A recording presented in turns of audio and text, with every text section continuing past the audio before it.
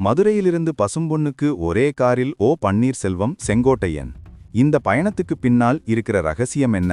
பாண்டியன் ஹோட்டலில் நடந்த சந்திப்பு ஒரு சிக்னலா? அடுத்த பெரிய அரசியல் அதிர்வா? மதுரையிலிருந்து பசும்பொன்னுக்கு புறப்பட்ட அந்த ஒரு கார் சாதாரண பயணம் இல்லை. அதில் பயணித்தது அதிமுகவின் 2 முக்கிய தலைவர்கள், ஓபிஎஸ் மற்றும் செங்கோட்டையன். இவர்கள் இருவரும் பசும்பொன்னில் முத்துராமலிங்க தேவரின் நினைவிடத்துக்கு சென்று மரியாதை செலுத்தினர். ஆனால் இந்த குருபூஜை பயணம் அரசியல் வட்டாரத்தில் மிகப்பெரிய அதிர்வை ஏற்படுத்தியுள்ளது. ஏனெனில் எடப்பாடி பழனிசாமிக்கு எதிராக இருப்பவர்கள் ஒரே கார் ஒரே திசை, இதுவே புதிய அரசியல் சமிக்ஞை என்கிறார் பத்திரிகையாளர் தராசுஷாம். தராசுஷாம் சொல்வதன்படி இந்த இணைப்பு திடீர் இல்ல. இதற்கு முன்னே மதுரையில் உள்ள பாண்டியன் ஹோட்டலில் ஒரு ரகசிய சந்திப்பு நடந்தது.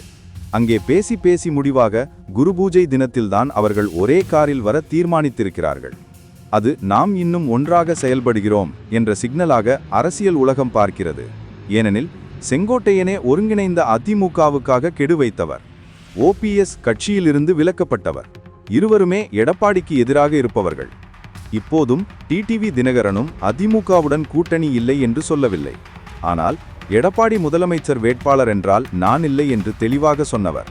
அதாவது எடப்பாடிக்கு 3 திசையிலிருந்து அழுத்தம்: டிடிவி தினகரன், ஓபிஎஸ், செங்கோட்டையன்.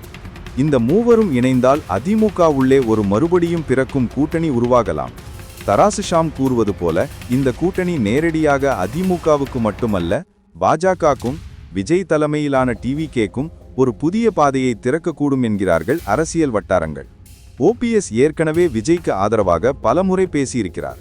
அதனால் ஓபிஎஸ், டினாகர், செங்கோட்டையன் அணி அடுத்த கட்டத்தில் டிவிகேவுடன் இணையும் வாய்ப்பும் இருக்கிறது என்கிறார்கள் அரசியல் வட்டாரங்கள்.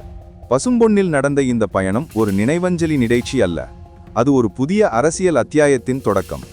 எடப்பாடி அணிக்குள் நடக்கும் கலக்கம், டிவிகே வளர்ச்சி, பாஜக சமநிலை, இவை மூன்றும் இணைந்தால் 2026 தேர்தலுக்கு முன் தமிழ்நாட்டில் ஒரு புதிய கூட்டணி கணக்கு எழுதப்பட போகிறது.